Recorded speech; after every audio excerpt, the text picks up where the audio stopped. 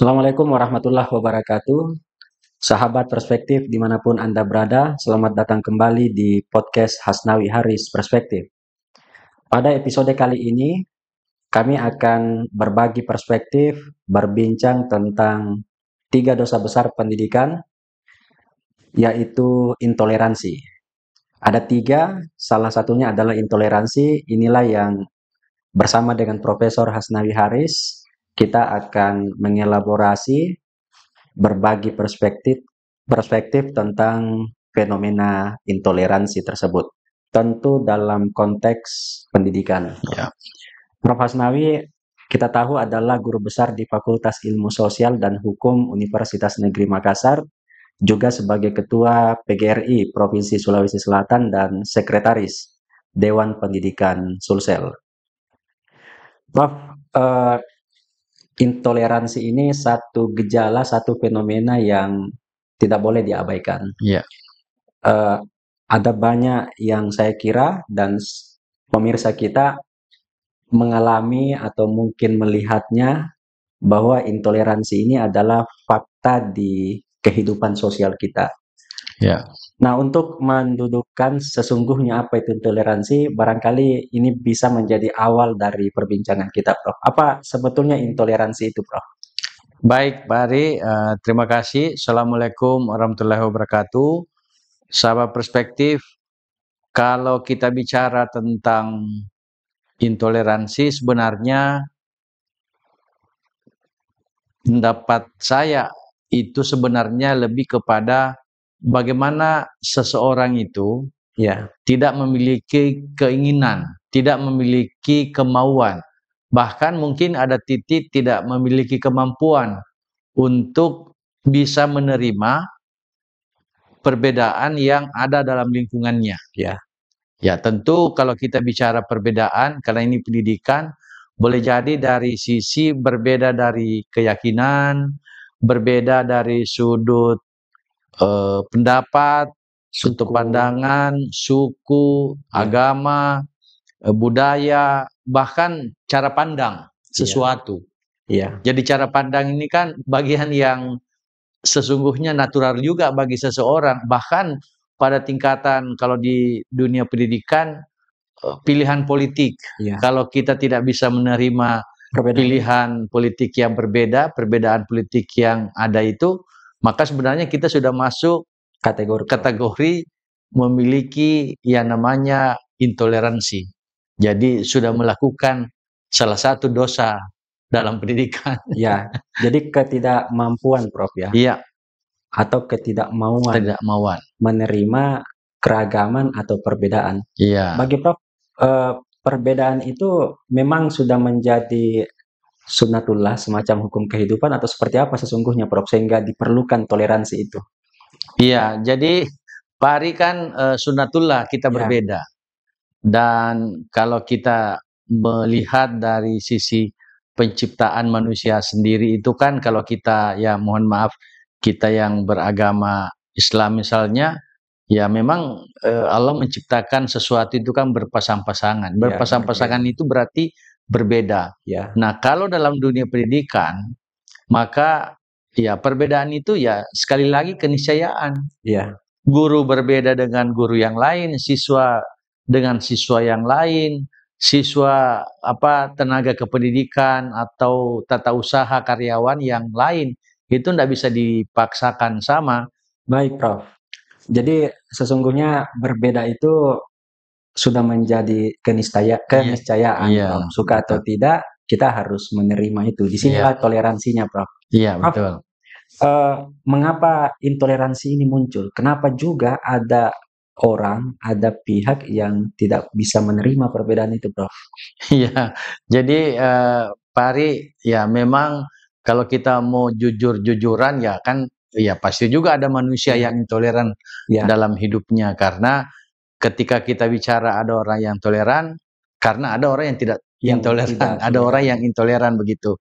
Jadi kalau kita bicara dalam konteks yang lebih spesifik di dunia pendidikan, mengapa intoleransi ini kemudian menjadi harus kita waspadai, harus kita perhatikan, karena disinilah yang sebenarnya bisa menjadi pemicu dari munculnya dua dosa besar yang lain. Ya. Dia intoleran dalam pikirannya sehingga dia melakukan kekerasan, dia melakukan perundungan, atau intoleran dalam memandang sesuatu sehingga dia memperlakukan seseorang untuk masuk dianggap atau diperlakukan dibully misalnya dan seterusnya. Jadi banyak faktor sebenarnya Pak Ari, mengapa intoleransi ini kemudian muncul dalam kehidupan kita termasuk di dunia pendidikan. Pertama, kalau boleh kita menyebut, ada yang kita sebut dengan stereotip negatif. Ya, stereotip negatif ini sebenarnya itu yang membuat seseorang memiliki cara pandang yang berbeda, memiliki kebiasaan melihat sesuatu yang tidak sama yang biasa dia lihat, sehingga ketika dia stereotip negatif yang lain yang pernah dia lihat, maka itu akan muncul sendiri, oh ini seperti ini.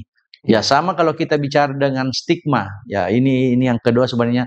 Stigma ini kan sebenarnya lebih kepada bagaimana memandang sesuatu itu secara negatif yang berbeda dengan kita. Jadi stigma, mohon maaf misalnya stigma terhadap komunitas tertentu yang kemudian dipersepsi oleh orang yang berbeda. Nah, inilah yang menyebabkan intoleransi muncul. Kenapa muncul? Karena yang dia lihat dan yang dia rasakan mungkin berbeda. Misalnya Prof ya, jangan nikahi perempuan dari suku A. Iya, itu ada itu stigma itu. Padahal itu stigma, Prof. Itu stigma. Ya. Kemudian Pak Ari, tidak boleh dinafikan juga dalam dunia pendidikan kita juga sudah masuk yang namanya konsep superioritas. Ada senior junior. Menurut saya dari sinilah juga salah satu akar munculnya mengapa intoleransi itu lahir. Kenapa? Karena ya di dunia pendidikan tanpa kita sadar dengan sistem yang kita ciptakan melahirkan anak-anak yang katakanlah tingkatnya lebih tinggi ketimbang yang lebih rendah. Ada senior, ada junior. Kita di dunia pendidikan ya terutama di pendidikan akademik kan ya kita tidak seperti, mohon maaf misalnya kalau di dunia pendidikan kedinasan itu kan itu betul-betul senioritas itu bisa kelihatan. Kalau di akademik yang reguler itu tidak, tetapi saya kira tidak boleh kita abai untuk kemudian tidak melihat bahwa ini potensi intoleransi yang melahirkan nanti kekerasan di ujung. Jadi ya senior junior ini sebenarnya tidak juga saya katakan itu tidak penting, tapi ketika diarahkan untuk hal-hal yang negatif ini menjadi harus kita waspadai. Kemudian kita juga bisa melihat Pak Ari bahwa lahirnya intoleransi ini karena memang mungkin di sekolah atau di perguruan tinggi atau di komunitas tertentu itu kurang terbuka dialog atau dialog yang terbuka yang diciptakan oleh satuan pendidikan, oleh kampus dengan ragam yang berbeda, dengan latar belakang dari masing-masing misalnya peserta dialog itu yang berbeda-beda, ini yang kurang. Jadi menurut saya ini juga menjadi penyebab mengapa bisa muncul yang namanya intoleransi. Itu. Iya, karena yang tadi itu tidak terbiasa lah istilahnya Pak Ari ya. Kemudian kita juga bisa melihat kurangnya kemampuan empati dan simpati bahkan pada seseorang yang mungkin tidak menjadi kultur di satuan pendidikan. Ya, kita tahulah misalnya anak-anak kita dengan karakteristiknya sebagai anak-anak Gen Z, anak-anak yang generasi alfa, yang mungkin pada titik tertentu itu dianggap sangat individual misalnya, inilah yang kemudian membuat empatinya menjadi berkurang, simpatinya menjadi tidak banyak, sehingga di ujung dia akan melakukan sesuatu menurut pikirannya, dan ketika itu dipaksakan, itu yang kita sebut dengan intoleransi. Nah, itu munculnya itu. Kemudian yang terakhir, Pak Ari, ya kehadiran orang lain itu dianggap ancaman. dan Ya. itu cukup tinggi, dan ketika orang lain itu dipersepsi sebagai ancaman, nah di situ akan muncul yang namanya sikap intoleran. Ya. Karena ya orang-orang yang ada selain komunitasnya atau selain dia itu selalu dipersepsi sebagai ancaman. Ya. Iya, saya kira itu Pak Arya. Jadi memang sikap intoleran itu ada alasan-alasannya, Prof. Iya, Untuk betul. muncul, dan paling tidak ada 5 tadi, Prof, yang Iya. seringkali menjadi alasan Iya. sikap intoleran itu terjadi, Prof. Iya. Prof, sebetulnya apa dampak yang akan didapatkan, dirasakan ketika intoleransi ini dibiarkan, Prof? Betul. Ya. Baik Pak Ari, jadi kalau bicara dampak berarti karena ini kita bicara intoleransi berarti dampak negatif ya. Iya. Nah, bisa ada berapa sebenarnya dampak yang bisa kita pastikan akan terjadi kalau ini benar-benar tidak kita kendalikan Pak Ari. Pertama, ya pada tingkat atau pada level yang lebih tinggi, ya kalau tadi kita melihat alasan kenapa intoleransi ini muncul, itu bisa terjadi yang namanya perpecahan antar bangsa. Sebagai bangsa yang besar, bangsa kita misalnya, kalau kita pecah berarti kan konflik sosial juga muncul. Dan ketika konflik sosial ini muncul, ya negara tidak aman, ya panjang ceritanya gitu ya. Itu pertama. Terus yang kedua, Pak Ari, saya melihat juga sebenarnya dampak yang bisa ditimbulkan dengan adanya intoleransi ini itu melahirkan ketegangan. Jadi ketegangan demi ketegangan pada banyak aspek itu selalu muncul, sehingga ya orang-orang yang ada pada komunitas yang yang ada di dalam posisi atau zona ketegangan itu menjadi tidak harmonis begitu, menjadi tidak damai misalnya, dan selalu dipersepsi ini lawan, oh ini kawan, ini kawan, ini lawan. Itu seperti itu bisa. Bahkan sebenarnya pada titik yang lain orang yang senang untuk melakukan atau memiliki pikiran intoleransi itu kolaborasi menjadi hilang.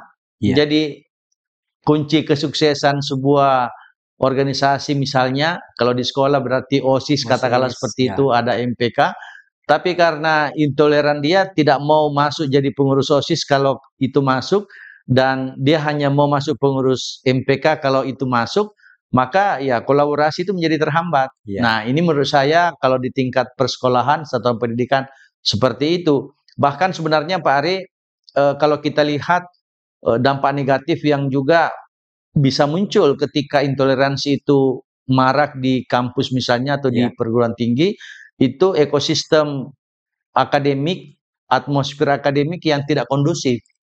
Mengapa? Karena kalau orang yang intoleran itu kan berarti tidak biasa berbeda. Sementara kampus misalnya atau perguruan tinggi itu tempatnya orang mengemukakan pendapat, dan berbeda pendapat itu sunatullah, itu keniscayaan. Dinamika, kemudian pandangan yang tidak sama antara satu teman dengan teman yang lain, atau prodi dengan fakultas dan seterusnya, itu menjadi lumrah. Dan dialektika itu sebenarnya harus terbangun dari perbedaan-perbedaan itu. Nah, yang lain menurut saya juga dampak negatif yang bisa kita sebutkan, misalnya ada orang yang kalau dalam hidupnya itu intoleransinya tinggi, dia stres emosionalnya juga tinggi. Jadi kalau tidak sesuai keinginannya, tidak sesuai harapannya, itu dia punya tensinya tinggi. Jadi stres emosionalnya juga menjadi tinggi. Nah, kalau ini dibiarkan Pak Ari, sebenarnya dampak negatif yang lain, kesehatan mental juga terganggu. Sebab kalau orang yang tadi saya sebut dengan tingkat stres emosionalnya tinggi, maka itu pasti mempengaruhi gangguan mental.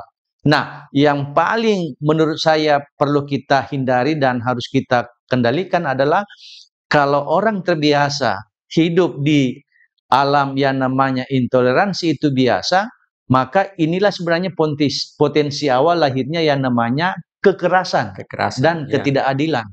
Nah, kalau dibiarkan, ya bisa kita bayangkan kalau kita semua berpikirnya intoleransinya kita tidak bagus dengan kondisi yang ada, maka ujungnya adalah kekerasan, ujungnya adalah ketidakadilan, dan menurut saya ini tidak sehat, tidak bagus bagi dunia pendidikan kita. Jadi intoleransi itu pintu masuk ke kekerasan, Iya, ketidakadilan, Prof ya. betul, iya. Mengingat dampaknya yang sangat luar biasa, Prof. Ini perlu diintervensi, Prof. Apa yang harus kita lakukan, Prof? Ya, di dunia pendidikan, apa yang mesti mereka atau teman-teman kita lakukan, Prof? Iya, bagus, Pak Ari. Ya. Ini pertanyaan yang menurut saya ya penting untuk didengarkan oleh sahabat perspektif yang lain, terutama di dunia pendidikan, untuk kita mencoba, ya mungkin ada terapi yang lain, ada cara yang lain, tapi setidaknya menurut saya ada 8, Pak Ari, yang bisa saya kemukakan. Pertama itu, ya memang dibutuhkan sebenarnya forum untuk meningkatkan pemahaman siswa kalau di satuan pendidikan, mahasiswa kalau di kampus, terhadap keberagaman yang ada. Kelas multikultural, Ya, misalnya. kelas multikultural Ya. misalnya, karena kan dari kampung yang berbeda, Ya. dari bahasa yang berbeda, dari agama yang berbeda, lalu masuk pada prodi yang sama, disitulah keberagaman itu tercipta. Ya. Dan kalau kondisi ini tidak dijadikan momentum untuk meningkatkan bahwa perbedaan itu adalah bagian yang biasa, itu akan berbahaya itu. Ya. Menurut saya ini harus jadi budaya ini. Terus yang kedua, Pak Ari, ya kebiasaan kita untuk melakukan dialog terbuka itu penting. Ya. Di sekolah, di kampus apalagi. Dialog itu tidak boleh dianggap sebagai bagian dari kampanye negatif misalnya, atau bagian dari ingin menjatuhkan seseorang, atau bagian dari ini dia tidak senang dengan saya. Iya. Budaya dialog itu adalah budaya yang dikembangkan oleh banyak orang, terutama pada kampus-kampus hebat di luar negeri, karena mereka mau berkembang. Iya. Dari dialog itu akan lahir solusi, dari dialog itu solusi yang kita tawarkan bisa memberi manfaat. Dan mereka juga tahu bahwa ketika dialog ini terjadi, maka akan ada putusan-putusan yang misalnya putusan yang berdampak positif begitu. Kemudian ya forum-forum, ya kalau kita bicara forum-forum akademik atau kegiatan-kegiatan ekstrakurikuler, Pak Ari, yang menurut saya memang itu juga penting. Di satu kesempatan saya sudah mengusulkan di episode yang lalu, bagaimana kita mendorong pendidikan nilai sebagai salah satu mata pelajaran, mata diklat di pendidikan profesi guru. Ya. Bagaimana kita mendorong hukum pendidikan sebagai salah satu mata diklat atau mata pelajaran atau mata kuliah di PPG misalnya. Nah, saya melihat bahwa yang namanya kita membiasakan kesetaraan itu menjadi sesuatu yang penting, keberagaman itu keniscayaan, maka pendidikan hak asasi manusia itu penting juga didorong. Bagaimana etika yang ada di dalam dunia pendidikan juga harus didorong lebih banyak, agar kemudian orang-orang itu tahu bahwa ya saya di komunitas ini, ya karena ada komunitas yang lain saya harus menghargai. Ibarat pepatah, di mana bumi dipijak, di situ langit dijunjung, dan etika itu ada di situ. Tidak boleh kita memaksakan kehendak, Pak Ari. Terus yang keempat menurut saya itu kerjasama dan kolaborasi. Kerjasama dan kolaborasi ini penting untuk kemudian bagaimana memprogramkan atau menjalankan program-program yang sebenarnya pro atau anti intoleransi, untuk kemudian itu melahirkan kolaborasi. Jadi kolaborasi dan kerjasama ini kan sesuatu yang kita anggap katakanlah pengertiannya sama, tapi kalau tidak ada agenda besar yang kita dorong, yang kita kerjasamakan, dan di sana ada para pihak yang melakukan kolaborasi, maka itu tidak akan bagus hasilnya. Tapi kalau ini didorong untuk kemudian menciptakan itu pasti bagus hasilnya, Pak Ari.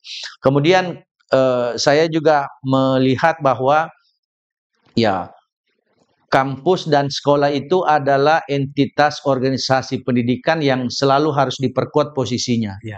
Jadi sekolah sebagai sebuah satuan pendidikan, kampus sebagai sebuah perguruan tinggi misalnya, dia harus menjadi pion yang sangat kuat untuk memastikan bahwa disinilah sebenarnya tempatnya, disinilah bersamanya pikiran-pikiran orang yang berbeda, pandangan-pandangan orang yang tidak sama untuk menuju titik yang katakanlah karena tujuannya sama, mereka bisa sama di satu forum misalkan. Kemudian yang lain Pak Ari, saya ingin juga mengatakan bahwa kalau intoleransi ini kita tidak lahirkan, ya kita harus terbiasa tidak memaksakan kehendak. Ya. Ya, itulah makanya dalam dunia akademik misalnya, ilustrasi pengambilan keputusan itu kan kita musyawarah. Kalau tidak bisa musyawarah mufakat, kita voting. Dan ketika voting itu sudah ada hasilnya, apapun itu, meskipun itu tidak sama dengan pandangan kita harus menerima sebagai sebuah keputusan. Karena ya kita tidak boleh pada sisi yang saya sebut di awal tadi, tidak boleh memaksakan kehendak. Kemudian yang lain Pak Ari, ya terbiasa kita sebenarnya ada forum-forum atau momentum-momentum khusus yang kemudian melahirkan sikap simpati dan empati dari masyarakat kampus, dari masyarakat satuan pendidikan, sehingga guru atau pendidik, kemudian murid atau siswa, kemudian tenaga kependidikan yang ada dalam sebuah ekosistem lingkungan sekolah itu terbiasa mengembangkan rasa empati dan simpatinya itu. Iya. Kemudian terakhir menurut saya Pak Ari, juga harus kita biasakan kebijakan pendidikan inklusif. Ya. Tidak eksklusif. Mengapa? Karena dari situlah sebenarnya lahirnya atau munculnya sebuah sikap dari sebuah kebijakan bahwa semua siswa bisa masuk tanpa melihat perbedaan agama, perbedaan ras, suku, dan seterusnya. Dan kalau ini dari awal kita terbiasa, insya Allah intoleransi itu bisa kita kendalikan. Intoleransi itu bisa, yang tadinya ancaman, bisa menjadi positif untuk kita jadikan peluang, merubahnya menjadi intoleransi menjadi toleransi. Iya. Saya kira itu Pak Ari. Sebagaimana dengan semboyan kita bernegara Prof ya, Bhinneka Tunggal Ika. Iya. Prof, seperti biasa untuk mengakhiri atau menutup perbincangan kita, kita memberi edukasi kepada pemirsa kita, tentu sekaitan dengan topik intoleransi sebagai bagian dari 3 dosa besar pendidikan. Baik Pak Ari, terima kasih. Sebagai edukasi kita pada topik intoleransi dalam dunia pendidikan, tentu saya ingin berpesan kepada masyarakat bahwa berbeda pendapat, berbeda pandangan adalah sesuatu yang lumrah. Bahwa di dalam ada dinamika, di dalam proses itu ada dialektika, menurut saya ini sesuatu yang wajar-wajar saja. Oleh karena itu, mari melihat perbedaan ini sebagai keragaman yang kita miliki, yang juga memang tidak boleh dipaksakan. Sebagai ilustrasi, ketika saya meyakini misalnya agama saya benar, tidak boleh saya paksa orang lain menganggap agama saya salah, atau kalau menurut saya paham politik saya seperti A misalnya, sama tidak boleh juga kita memaksa orang lain mengikuti paham politik yang berbeda dengan kita. Nah, kalau ini kita biasakan dalam kehidupan sehari-hari kita, terutama dalam dunia pendidikan, anak-anak kita nanti ini akan terbiasa menghindari yang namanya ketidakadilan dan kekerasan. Kenapa? Mereka sudah terbiasa dengan pola-pola yang di kampus, pola-pola yang di satuan pendidikan, sesuatu yang berbeda itu menjadi lumrah. Dan itu tugasnya, mohon maaf, tugas utamanya bagi teman-teman pendidik atau guru yang ada di satuan pendidikan dan dosen yang ada di kampus. Saya kira itu Pak Ari. Baik Prof. Terima kasih Prof atas pencerahan, atas perspektif dan edukasi yang diberikan kepada pemirsa kita. Demikianlah perbincangan kami. Sampai jumpa pada episode selanjutnya. Pahami lebih dalam, edukasi tanpa batas, dan salam perspektif. Salam perspektif. Wassalamualaikum warahmatullahi wabarakatuh. Waalaikumsalam.